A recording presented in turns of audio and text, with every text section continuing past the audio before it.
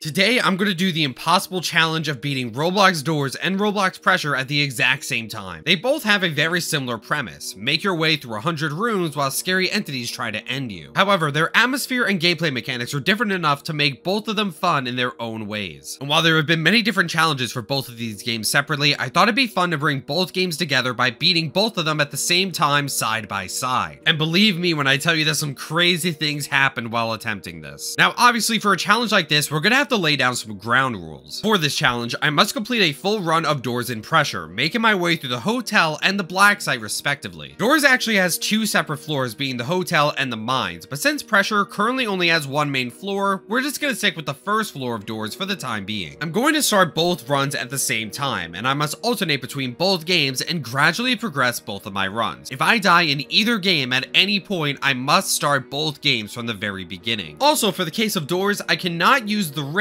to give myself an item from a previous run, but both pre-run shops at the start of the game are allowed to be used as needed. While both runs are mostly going to be independent of each other, I'm going to make it so that I must fight both bosses at the same time, being the figure and the searchlight, and I must start and end these encounters at roughly the same time. To make things even more interesting, I'm going to play through the greenhouse and the ridge simultaneously. These are the endgame blackout challenges for doors and pressure respectively, and these sections make both games much more difficult near the end. And finally, I must end both runs at the same time. This means that I must trigger both ending cutscenes within a few seconds of each other. I'm going to allow some flexibility to some of these rules since both of these games have very different pacing, but these are the general guidelines we're going to follow for this challenge. I booted up both runs and got greeted with each game's pre-run shop. Since I'm playing doors on an alt account, I really don't have too many knobs to spend, but since I'm playing pressure on my main, I got a good amount of kroner to spend on the pre-run shop. However, pressure limits you to only 3 items. Yeah, this is why I decided to put my main account on pressure. Not only do I have way less experience in pressure compared to doors, but pressure is widely considered to be the more difficult game of the two. Anyway, for pressure's pre-run shop, I decided to pick up a standard flashlight as well as some extra batteries. I also got some med kits so I can heal off any damage I take,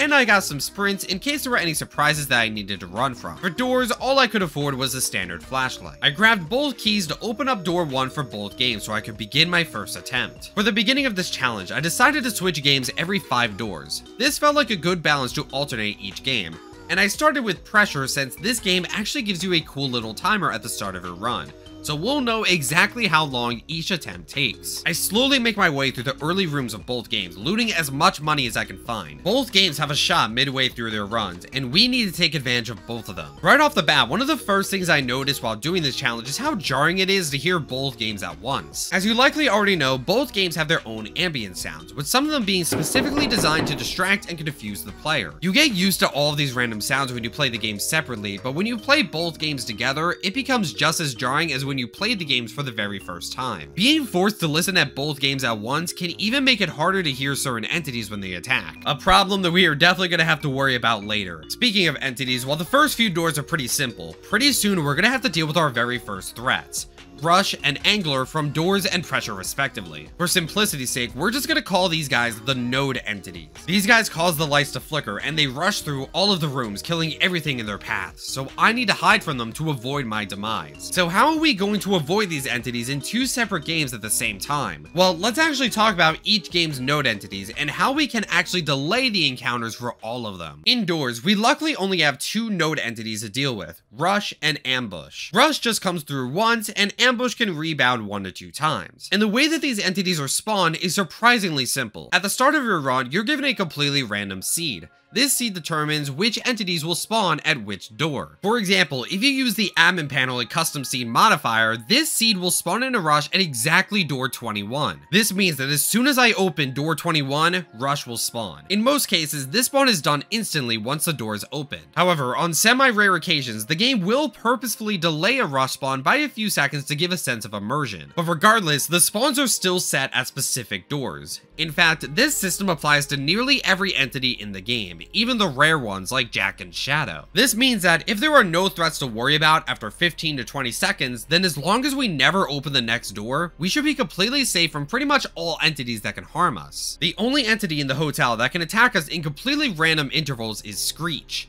This little guy can crawl onto me and whisper at me before attacking, and I need to look at him to scare him off. However, Screech can only spawn in dark rooms, meaning that as long as I AFK in a light room, I don't need to worry about him. However, there is one more entity for doors that I should mention, and that is Dread. Dread is an entity that spawns when you're inside a room for too long. To avoid Dread, you need to open the next door to reset his kill timer. On paper, this sounds like an entity that would completely ruin our plans to AFK. But believe it or not, Dread is surprisingly AFK friendly. You see, Doors actually has a secret AFK mode that activates if you're playing a solo run and you don't move for more than 5 seconds. And when this AFK mode is active, Dread spawns much later, to the point where you don't need to worry about him at all. Now, if you are AFK for a very long time, Screech will eventually start attacking you in light rooms. But trust me, we will not be AFK for nearly long enough for this outcome to ever happen. So there's our game plan for Doors, but what about Pressure? Well, for one thing, Pressure has a lot more entities to worry about, each with their own unique mechanics. On top of your ordinary Angler, we're also likely to encounter Pinky, who doesn't flicker the lights but moves a bit slower and has a very loud scream, giving us a decent amount of time to react to their audio cue. Frogger, who kind of behaves like Ambush but only rebounds once. Blitz, who is basically the opposite of Pinky. He is very quiet and moves incredibly quickly, but the lights will flicker twice to warn you about him. And Chainsmoker, who moves very slowly and can kick you out of your hiding spot quickly. But how does Pressure decide when to spawn these guys? On the surface, it might seem like Pressure has the same system that Doors does, as nodes will typically spawn as soon as you open a door. But sometimes, if you spend a long time in one room, you might end up encountering multiple node entities in a single room. Well, like I said earlier, Pressure is considered to be the more difficult game, and the way that nodes are spawned is a bit more complicated. We don't know exactly how the spawning works for this game, but we have a pretty decent idea, so here's the general theory on how it works. When you're playing Pressure, there's an invisible timer that the player never sees that will determine when the next node entity spawns. Once that timer hits 0, the game will spawn one of the many node entities at random, and once that entity is gone, the game will reset and randomize the timer. This is why an entity could potentially spawn minutes after you open a door. You just happen to wait long enough for the timer to hit 0. However, opening a door will instantly lower the timer by a certain amount, making the next entity spawn much faster. This is why there are also many cases where entities spawn as soon as the next door is open, similarly to how Doors works. And the more doors you open, the closer you are to your next entity spawn. However, there is one trick that we can use to delay these entity spawns. Whenever you're in a dark room, the entity timer will pause entirely. This is because the game does not want to spawn any entities while you're in a dark room, given the fact that there are no lights to flicker. This means that unlike Doors, we're gonna want to try to AFK in the dark if we can, as that will prevent a majority of the threats from spawning. Pressure also doesn't have any form of Screech or Dread, so we can AFK in dark rooms for as long as we need to. That said, if there are no dark rooms nearby, we're gonna need to prepare for Pressure entities to spawn at any point, even while I'm playing Doors. Luckily, both Doors and Pressure have a wide variety of safe spots, which are areas where the node entities cannot reach you, and we can AFK there without actually needing to hide in a locker. This is possible because the node entities in both games have a sort of hitbox gimmick known as raycasting. Basically, these entities emit a light, and if you're in that light, you're dead. But if your body is covered to avoid that light, you'll be perfectly fine. An entity's raycasting is also pretty limited, so in a lot of cases, we could just stay far away from an entity's path and they won't go after us. Anyway, yeah, it's important to find as many safe spots as possible, as we can AFK in these spots and not have to worry about actually hiding from an entity. But if there are no safe spots in a light room, then we'll just have to AFK near a locker and be ready to hide if necessary. I'm going to do this same strategy for Doors when I AFK in that game as well. Like I said, there shouldn't be any surprising encounters in Doors, but it's better to be safe than sorry. With all that being said, there is one more Pressure entity that I have yet to mention. One that is so dangerous that he requires his own section to talk about. We can't talk about Pressure nodes without talking about the most lethal of them all. That's right, I'm talking about Pandemonium.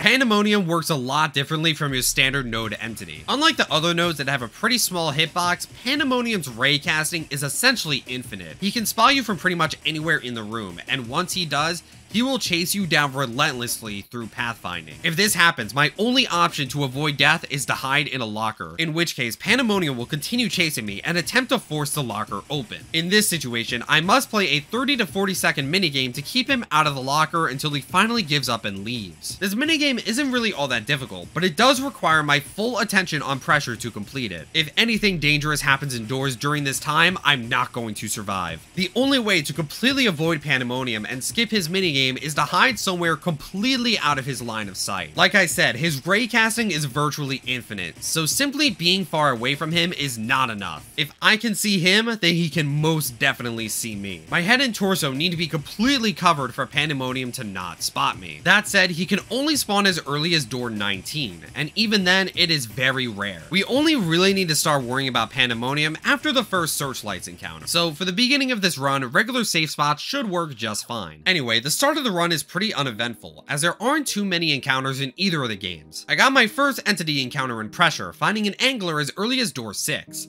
It wasn't a huge problem though. Door 15 in Doors is also where I encountered my first rush of the run. Again, nothing too crazy. Speaking of door 15, reaching that door in Pressure, I came across the trench tunnels, a room type that is known for not having too many safe spots. There are sometimes these vents on the floor, but they don't appear too often, so I'm gonna need to be very careful for any pressure spawns while I'm playing Doors. The trench tunnels also have a very high chance of spawning Infestation, another entity that's going to require a lot of my attention. Whenever you look at Infestation, you take gradual damage. But while you try to look away, Infestation's light will constantly force you to look at it. Yeah, needless to say, we do not want to AFK in any rooms with Infestation, as the game will slowly force us to look at it and die as a result. While making my way through the tunnels, I managed to encounter a gauntlet, which is an even stronger version of Infestation that you need to survive for 15 seconds before the next door opens. Luckily, nothing happened in Doors during this encounter, so it wasn't too hard to handle. At this point, I'm still looting most of what I can, and I even managed to find 2 code breachers in Pressure. These will be very useful for later. Making my way over to door 30, I found another special room type for Pressure, this one being Heavy Containment. This is one of the most unique areas in the game, and on top of that, it is filled to the brim with Pandemonium safe spots, so this is a great place to be for this run. It's honestly so much fun to just explore this area and find these weird, interesting things. But before I explore this area, I had to go through a couple more rooms and doors, and as I was making my way through, I got a pretty rare encounter. Ambush already? That's door 28. That's crazy. I encountered Ambush as early as door 28. This is quite rare to say the least. Ambush doesn't typically spawn until around doors 70 to 80. I had to really focus for this encounter, hopping in and out of my hiding spot as Ambush rebounded back and forth. Luckily, in Pressure, I was in a Pandemonium safe spot, so I wasn't too worried about anything attacking me in that game. This Ambush encounter was pretty rare, but something even more rare was about to happen in Pressure. I continued to explore the Heavy Containment area, and that's when I found an item that I had never encountered before. There was a room containing a book, locked behind not 1, but 2 doors that each required a code breacher to open. This was an extremely rare item known as the Necrobloxicon. Using the Necrobloxicon, I can emit light all around me, similar to a lantern, but on top of that, this item recharges on its own when it's not in use. And since we AFK so often, this item should always be charged whenever I need it. This is great. This means we already have an infinite light source and I don't need to rely on finding batteries as much. I was going to buy a hand-cranked flashlight from Sebastian's shop, but now I don't need to. Oh, and also you can change the color of the light to anything you want, and you guys know I had to choose the purple light. I continued my run as optimistic as ever. I couldn't believe that I happened to find an item so rare during this challenge. However, in Doors, there was another threat that was slowly approaching. Each run of Doors has 2 encounters with Seek,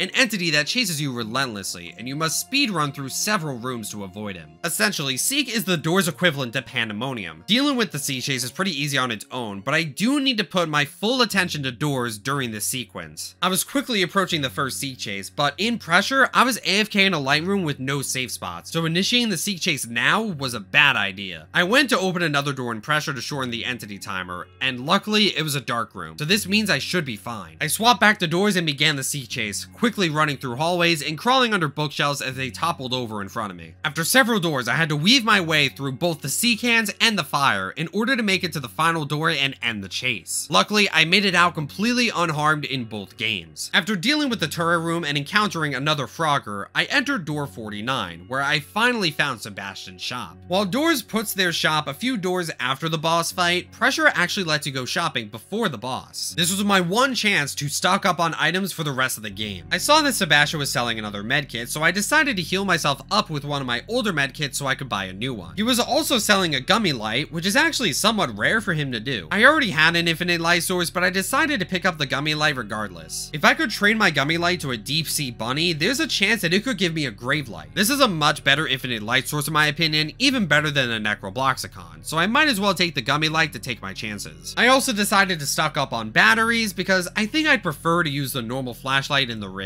And finally, I bought myself a flash beacon. I didn't really need it, but I had some money to spare, so might as well grab what I can. Anyway, nothing else interesting happened until I got to room 56, which began the sequence for encountering the boss. Now I just had to progress indoors a bit more to be ready for that boss as well. But with that, we finally made it to the halfway point in both games, and now we must deal with our toughest challenge yet: figure and searchlights at the exact same time.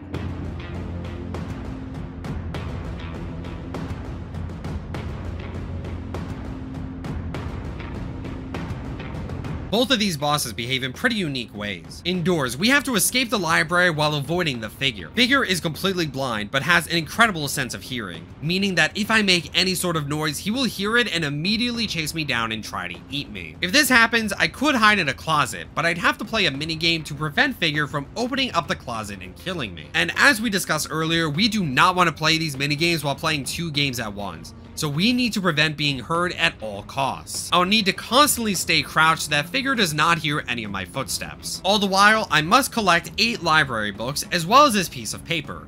Using this, I can decipher the 5-digit code to escape the room and win the boss fight. Meanwhile, in Pressure, we're dealing with the Searchlights, a massive creature with 4 lights coming out of its eyes. If I'm in any of these lights for more than half a second, I am immediately harpooned and eaten alive. Luckily, there were a lot of these lockers to hide in, as well as some completely safe spots that I can hide under without being spotted. The entity also follows a very predictable pattern and cannot turn.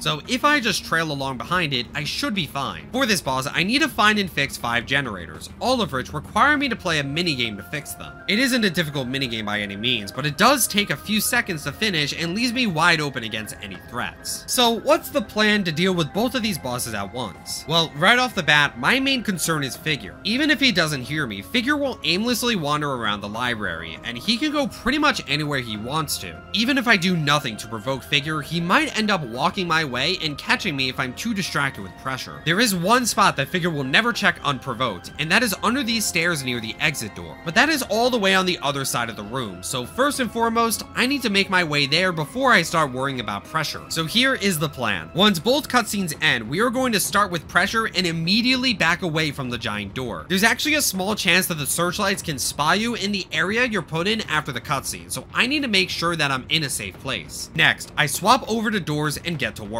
I immediately crouch and sneak my way through the library, collecting the paper on the desk as well as any books that I find on my way to the safe stairs. I don't need to find every single book at this point, but since we need to sneak to the other side of the room anyway, we might as well grab whatever we can find. Figure did walk near my area at one point, but I carefully hid behind this table to avoid him. I grabbed 5 out of the 8 books before I hid under the stairs. This was good enough for the time being. Now back to Pressure. I waited for the searchlights to pass, and then I made my way around the room, fixing any generators I could find. I fixed one near the start and then waited for the searchlights to pass again so I could fix 2 more on the other side of the room. Playing it safe, I waited for the searchlights to pass once more and then I trailed behind it, fixing the last 2 generators I needed to open the exit. On the far left side of the room, there were these tables that were relatively close to the exit, and they also shield us from the searchlight's vision. This was the perfect safe spot to hide in as I wrapped up the Figure boss fight indoors. Switching back to doors, there were still 3 more library books I needed to find, and luckily they were all in the upper right corner of the room, the one area I didn't check before hiding under the stairs. I quickly got to work deciphering the exit code, matching the symbols on the paper to their respective books. My code for this run was 82521. I swapped to Pressure and dashed my way to the exit door near me.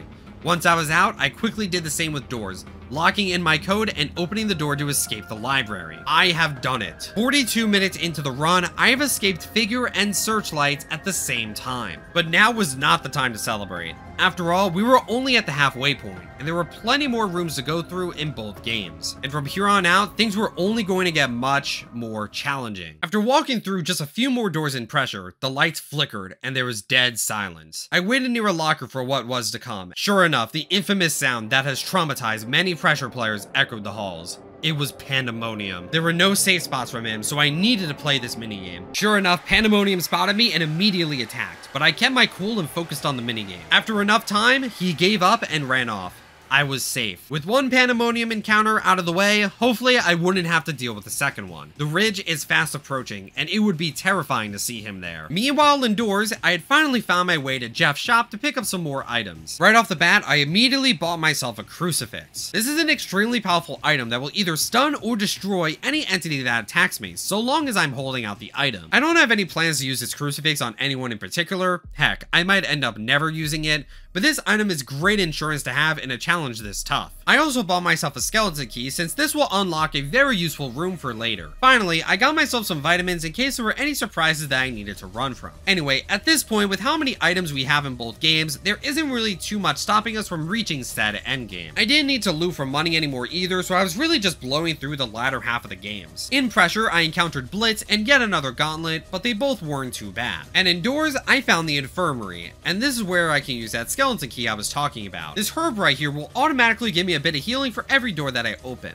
This is very useful as I don't need to worry too much about managing my health. After the Infirmary, I encountered Halt, another entity that constantly chases you and requires a bit of concentration. Halt is pretty simple to deal with, I just have to move forward and backward in this linear room whenever the game tells me to turn. But this is yet another encounter that does require my full concentration on doors. Luckily, I was in a dark room in Pressure, so there was nothing to worry about. Same thing for the second Seek Chase. This one required me to quickly look down a split path to determine which way to go. I made it through the second Seek Chase with no problem. While hiding in a safe spot from a Frogger, I decided to progress a bit more indoors when I encountered my second ambush of the run. Even though I was in a safe spot, it was pretty satisfying to deal with ambush and Frogger at the same time. I was approaching the final few doors in both of my runs, but now was no time to relax. We are quickly reaching the point of the playthrough that I was dreading the most, and in order to see this through to the end, I had to lock in harder than ever before. If you recall from the very beginning of this video, I said that in order to successfully complete this challenge,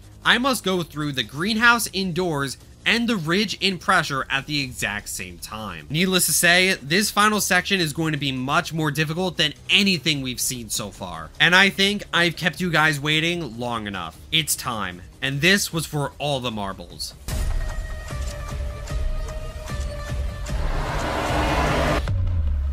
First, let's go over exactly what we're dealing with. The greenhouse indoors starts at door 90 and lasts for 10 doors. Meanwhile, the ridge in Pressure starts at door 100 and lasts for roughly 15 doors. Once again, I'm gonna alternate between both games every 5 doors, starting with Pressure since that one is a bit longer. From here on out, every single room in both games is going to be completely dark. This is going to ramp up the difficulty in both games. Indoors, Rush will no longer flicker the lights and will need to use audio alone to know when he's approaching. Much like the rest of the game, these spawns are predetermined to happen once certain doors are open. I'm also going to have to watch my step as snares are scattered throughout the greenhouse. And lastly, since all of the rooms are dark, Screech can now attack me at any given moment. If I hear Screech while I'm playing Pressure, I'm just gonna have to quickly swap the doors and look at Screech. The only silver lining of the greenhouse is that ambush cannot spawn, so we only need to deal with Rush. In Pressure, the difficulty significantly ramps up as well. Firstly, I'm sure this goes without saying, but entities can now spawn in dark rooms. This means we can't use our old trick to delay entity spawns. On top of that, the entity timer is a lot shorter, so entities are going to spawn much more often. And much like doors, we're going to need to use audio cues alone to know when these entities are attacking. But unlike doors, all of the different node entities have a chance of appearing in the ridge. This means I need to be ready for anything at any time. Both games are going to throw everything they got at me, and I'm going to need to be ready for it all. I reached door 100 in Pressure and got myself into position indoors at door 89. I took a deep breath. At this point, the run was going for well over an hour, and if I make one wrong move in either of these games, it could all be for nothing. I gathered my courage, crossed the bridge into the ridge, and took the crystal from its containment. Lights out.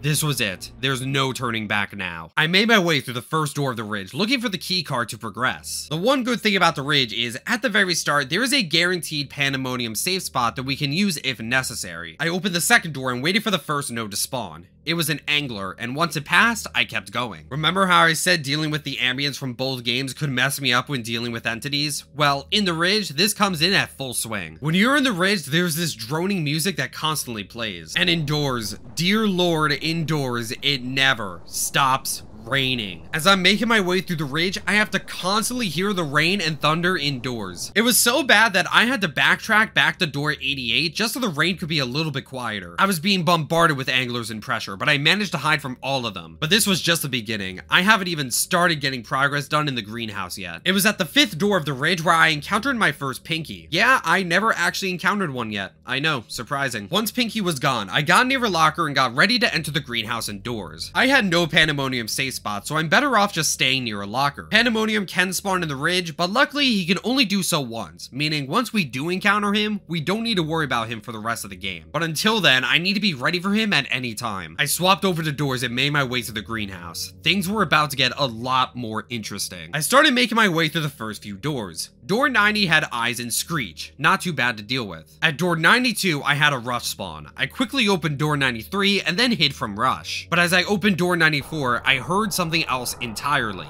It was a Frogger in pressure. I swapped games and hid in a locker, preparing myself, hoping that Rush would not spawn, because if he did, I was in trouble. I listened very carefully in both games, and luckily, Rush did not attack. Swapping back to doors, I opened door 95, hid from Rush, and then swapped back to pressure to progress the ridge. At door 109, I had an infestation to look out for. I opened door 110 and then swapped back to doors. This was where I go through the last 5 doors of the greenhouse, and then I just need to worry about pressure. I'm almost there. I'm going to beat Roblox doors and Roblox pressure at the same time. But it was at this very moment when the worst entity imaginable paid me a visit. I was walking through the greenhouse indoors when suddenly... Oh man, I was so close. I could not hear Blitz at all. I couldn't hear Blitz. I just couldn't. As you remember, Blitz is very quiet and moves incredibly quickly. And with all the outside noise in both games, I simply could not hear him when he spawned. I tried to react to Blitz and hide as quickly as possible, but it was already too late. I'm sure some of you guys are asking, why didn't you just use Def Mode in pressure? First of all, shut up. You're not my mom. But no, in all seriousness, I'm just not a huge fan of Def Mode in pressure. It's just kind of distracting. And besides, the visual cues in Def Mode are pretty subtle, and since I wasn't even looking at pressure, I doubt that Def Mode would have saved me here. And besides, playing this without Def Mode makes the game a bit more challenging, don't you think? But yeah, 72 minutes into this attempt, and the run was over. I genuinely would have preferred to get Pandemonium instead of Blitz. At least Pandemonium is louder and gives you plenty of time to react and prepare. But I wasn't going to let this discourage me. I got extremely far in just one attempt, and I died to the most quiet entity in the game. If I could just make it through the ridge without even encountering Blitz, or heck, even just getting an early Pandemonium spawn, I'm confident that I can beat this on my very next attempt. So I took the loss, picked myself up, and got back into the elevator. This is not where it ends. Back to square one. I'm not gonna bore you with the details because this run is mostly the same and this video has gone on long enough. But here are some highlights. I got another early ambush spawn, this time at door 26. At door 50 in pressure, I encountered Mirage, who is really rare, so that's cool. And throughout the entire run, I did not encounter Pandemonium a single time. To me, that feels like a bad omen that we might come across him in the ridge. But regardless, I made it back to door 100. It was time to redeem myself. I was terrified of Blitz spawning again, but if he did, I was way more prepared this time. Once again, I took the crystal and began the blackout. I found the keycard to enter the ridge and waited for my first node spawn. Better to be safe than sorry. And the very first spawn for the ridge was not who I was expecting. Oh wait, that's huge. Pandemonium. Within 20 seconds of being in the ridge, the game spawned in Pandemonium. And on top of that, I was in the guaranteed PSS. Pandemonium passed by without spotting me, and I skipped his minigame entirely. This was a big deal. In fact, this was the best possible outcome. Like I said, Pandemonium can only spawn in the ridge once, meaning for the rest of the playthrough, I don't need to worry about him. In my previous run, I mostly stayed near lockers, paranoid that Pandemonium would eventually spawn. But in the long run, this got me killed because I wasn't in safe spots from the other anglers. But with Pandemonium being gone in the first 30 seconds, this opens up the door for a lot more safe spots. I can simply keep my distance from the angler's path and I should be completely fine. I have been blessed with crazy luck and I could not let this go to waste. I made my way through the ridge using all of the code breachers that I have saved up. The game threw an angler, and then a Pinky. But by the time Pinky showed up, I was already in a safe spot, and making my way through the door's greenhouse. I just needed to focus on avoiding Rush indoors. I opened door 93, and heard Rush making his way towards me. I hid in a closet to avoid him. Once I made it to door 95, I was attacked by both Rush and Angler at the exact same time. I didn't have to worry about the Angler, but it was satisfying to avoid both of them nonetheless. I swapped over to pressure and continued through the ridge. I opened yet another door, and for the first time in 2 entire entire playthroughs, a wall dweller began chasing me. I immediately turned around and scared it off, but they do have a chance to rebound, so I need to be careful. I hid on the other side of the room, far away from the angler's path. I was safe. Not even Blitz could reach me from this far. I took a deep breath and swapped back to doors. Door 96. The end was in sight, but another attack from Rush was not uncommon. I carefully made my way through the greenhouse, avoiding all snares in my path. If I stepped on a snare, it could all be over. As I opened door 98, sure enough, I heard another Rush. I hid from him just before he could get me. I opened door 99 and sprinted my way into door 100. Alright, I was finally out of the greenhouse. Now I just needed to finish up the ridge and fight the end boss. I made my way through the last few rooms, listening carefully for any final node spawns. After a while, I found the giant door to escape the blackout section. I heard an angler behind me, but I took the risk and entered the door. The angler was too late and it despawned before it could reach me. This was it. There were only 2 more obstacles standing between me and the victory. This was a rematch with the figure indoors and the searchlights in pressure. The 2 bosses worked pretty much exactly the same as they did previously. The only thing that really changed was the environment. However, this environment change makes the encounters all the more difficult. This time around, we need to find 10 different circuit breaker switches, as well as the key to get into this room and power up the escape elevator. However, while the library was a very open space, the electrical room is very close quarters with extremely narrow hallways. This makes it much easier for Figure to walk straight to me if I'm not careful with my routing. The only silver lining is that there are a lot more safe spots that Figure will not search unprovoked. In fact, Figure only searches around the first half of the room, leaving the second half to be completely safe. But that doesn't mean we can just avoid Figure altogether, because a majority of the switches are going to be in this first half. Meanwhile, in Pressure, we're dealing with the searchlights again, but this time it's underwater. I need to swim around fixing 7 different cables, which share the same minigame as the generators did in the mid-boss. Once the cables are fixed, I need to make my way to the middle area to flip this lever that powers the repellent cannon. Then, I simply swim back to the starting area to win. Unlike indoors, this final area is actually a lot more open and it has a lot more safe spots to hide under. So on paper, this encounter sounds easier than the last, but the game is going to throw quite a few curveballs. For one thing, the searchlight entity doesn't move in a fixed pattern now, making it a lot harder to predict. And on top of that, as I fix more cables, the game will actually throw in multiple searchlight entities,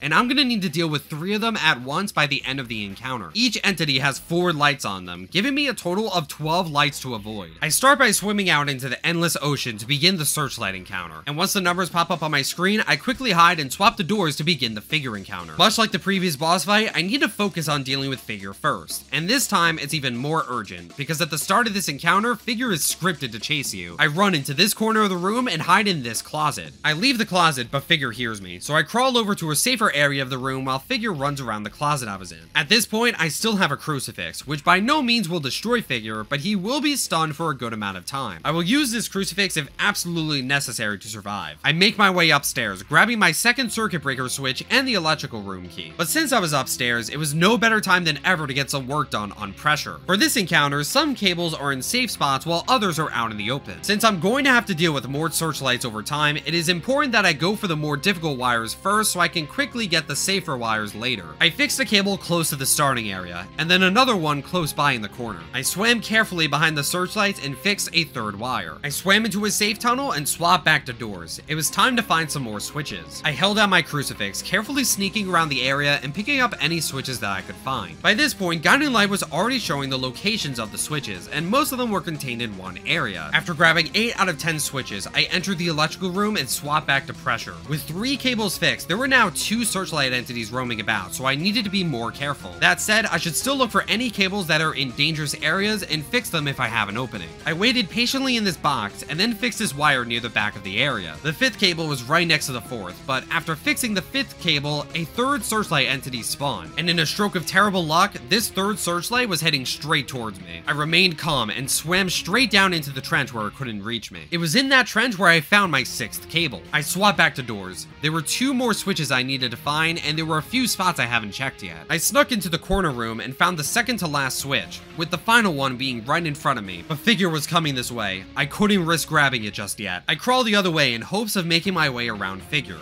but he turned around. He was guarding this final piece with his life.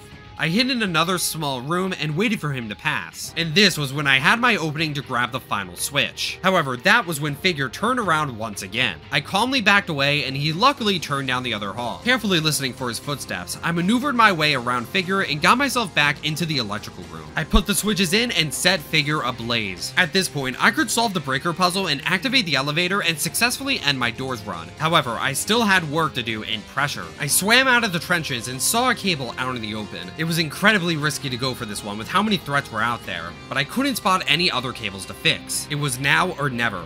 I cautiously looked around and completed the minigame to fix the final cable. The lever for the cannon was nearby and it wasn't difficult to get to. All I had to do was swim back to the starting area while avoiding the searchlights. Looking out for the trenches, I held down my sprints. I still had all 5 of them from the pre-run shop, and now was a better time than ever to use them. I waited patiently for searchlights to pass and then swam into the starting cave. This was it. I was almost done with Pressure. As I made my way through the cave, another searchlight appeared above a chasm. This searchlight is scripted to appear and it will never leave. This was the final obstacle in Pressure. I needed to carefully dodge the lights to make my way through this chasm, but I had plenty of sprints, and as soon as there was an opening, I took another one and swam my way through. As I made my way through the end of the cave, the searchlight entity tried to chase me down, but it was too late. The giant trench bleeder Lucy appeared and stepped on the searchlight, crushing it instantly. It was over. The searchlights have been defeated. I guess I should point out now that we will not be ending both encounters in both games at the same time. While Doors ends immediately after the Figure encounter, Pressure actually has a bit of downtime, so I needed to get through this in order to end both games at once. I swam my way into the ridge and made my way into the final submarine, getting myself in position to end the run. One more game.